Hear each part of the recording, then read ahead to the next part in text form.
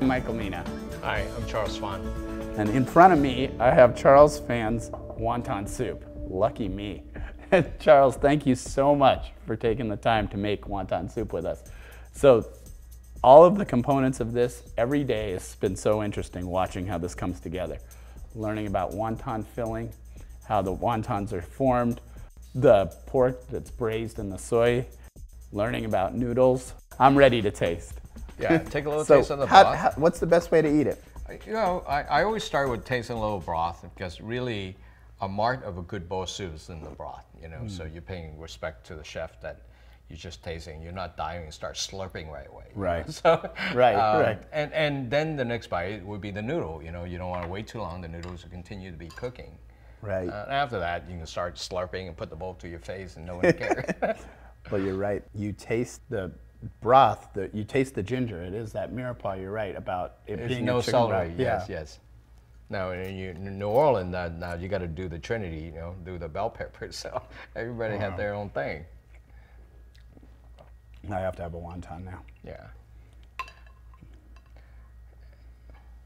And you know the etiquette of noodle, and just like any culture, you know, if you're talking about a bunch of kids, you know, at a stall, they're gonna slurp, they're gonna bring the bowl to their face. But if you're here to try to impress a girl that you're gonna marry, you're not gonna do that. You know, you're not gonna bring that bowl. You're not gonna slurp in front of the potential father-in-law.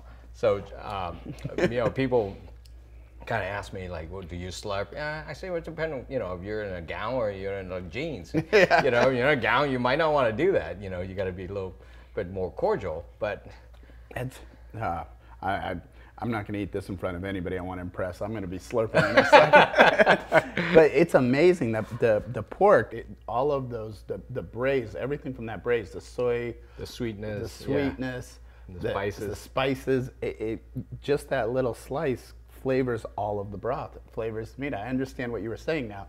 It's a garnish or a condiment, but it has so much flavor in it. Yeah, and this is classic of Vietnamese street food because they competing so many people. They need something that stands out, and the chicharron or the pork is just separated. If it's just straight broth, you can do that at home.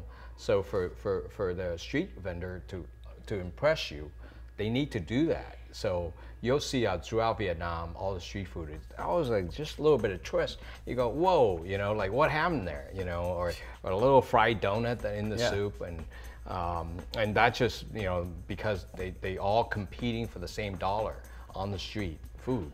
Well, man, Charles, thank you so much. I never, I don't usually go to your restaurant and order as much of the street food, but I'm really glad that I got to have this today. Thank you for making wonton soup. Thanks for having me, Michael. Thank you.